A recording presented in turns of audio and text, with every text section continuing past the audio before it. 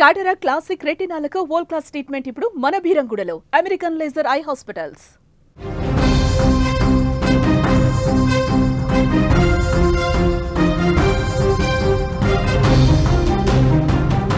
ప్రొద్దుటూరులో కన్న తల్లినే అత్యంత కిరాతకంగా చంపినటువంటి కొడుకు ఘటన రాష్ట్ర వ్యాప్తంగా సంచలనంగా మారింది.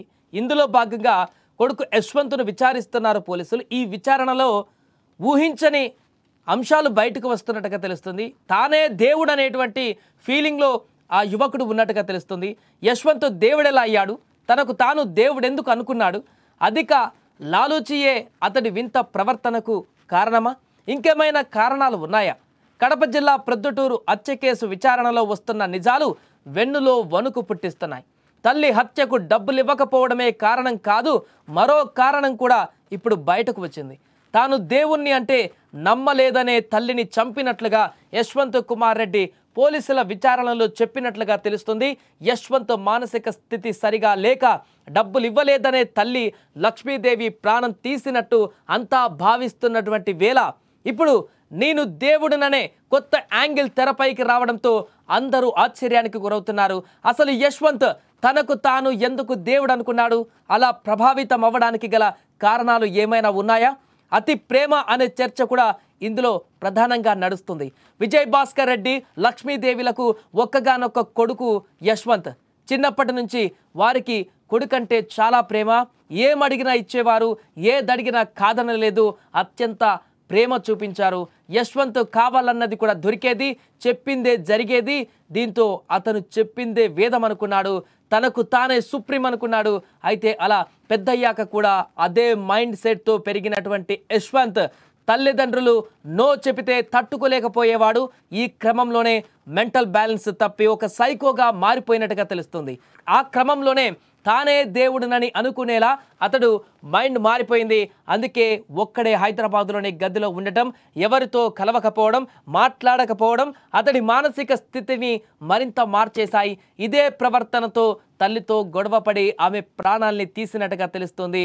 అంతేకాక తల్లిదండ్రులు కొడుకులకు ఇచ్చినటువంటి ప్రేమ అనురాగము మరింత లిమిట్స్ దాటితే ఆ మానసిక స్థితి ఏ రకంగా మారుతుందనే దానికి ఆదర్శంగా, అంటే దానికి ఒక ఉదాహరణగా ఈ యొక్క ఘటన నిలుస్తుంది.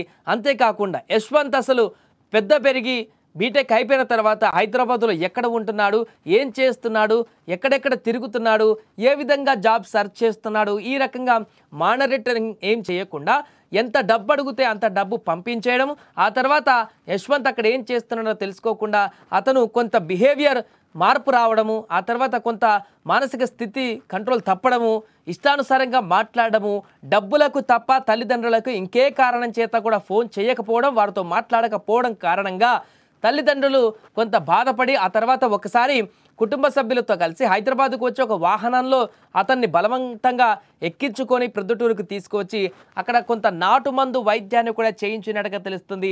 తన మానసిక పరిస్థితికి సంబంధించి అంటే కొంత కంట్రోల్ తప్పుతున్నాడు, కొంత మెంటల్ బ్యాలెన్స్ తప్పుతున్నాడు, తను ఏం చేస్తున్నాడో తన పరిధికి తెలియట్లేదు అనేటువంటి విషయాన్ని గ్రహించి తల్లిదండ్రులు కొంత నాటుమందు చికిత్సను కూడా చేసినట్టుగా తెలుస్తుంది. ఆ తర్వాత కొన్ని రోజుల పాటు అంతా బాగానే ఉందని తల్లిదండ్రులకు నచ్చజెప్పి ఆ తర్వాత మరలా బలవంతంగా హైదరాబాద్కు వెళ్ళినటువంటి యశ్వంత్ ఆ తర్వాత మరలా తన పాత మూడ్లోకి వెళ్ళిపోయినట్టుగా తెలుస్తుంది.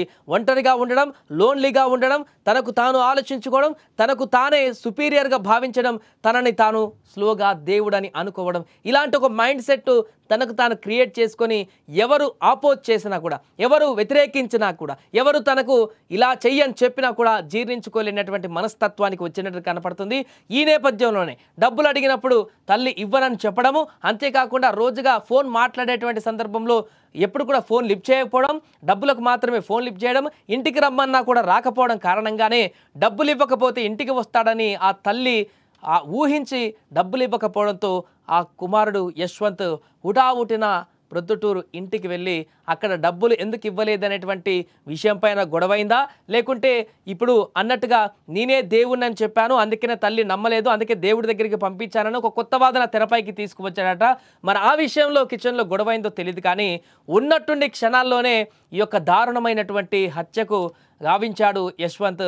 సో ఈ నేపథ్యంలోనే పోలీసులు ఇంకో కోణంలో కూడా విచారిస్తున్నారు. తన మానసిక పరిస్థితి ఏంటి, హాస్టల్లో ఎలా ఉండేవాడు, అక్కడ స్నేహితులతో ఎలా బిహేవ్ చేసేవాడు, తను దేవుడని ఇంకెవరితోనని చెప్పాడా, దేవుడని చెప్పడానికి గల కారణాలేంటి, తనకు ఈ రకమైనటువంటి మ్యానిపులేట్ చేసిన వ్యక్తులు ఇంకెవరైనా ఉన్నారా, తనని దేవుడని ఎవరు చెప్పారు, తనకు తానే అనుకున్నాడా, లేకుంటే తాను మెంటల్ బ్యాలెన్స్ చెప్పి విచారణలో పోలీసులకు ఇష్టం వచ్చినట్టుగా మాట్లాడుతున్నాడా, ఏం జరుగుతుంది అసలు, ఇంత దుర్మార్గమైనటువంటి ఘాతుకానికి పాల్పడినటువంటి యశ్వంత్ పూటకొక మాట చెప్తున్నటువంటి సందర్భం అయితే ఇప్పుడు విస్తుపోయేలా చేస్తుంది. ఇక దర్యాప్తులో విచారణలో ఒక్కొక్క అంశం బయటకు వస్తున్న సందర్భంలోనే ఈ కేసుకు సంబంధించి సరికొత్త చర్చ కూడా మొదలైంది. దీనికి సంబంధించి మరి కంక్లూజన్ ఏ రకంగా ఇస్తారు, దర్యాప్తు పూర్తి చేసిన తర్వాత పోలీసులు ఏం చెప్తారనేది కూడా వేచి చూడాలి.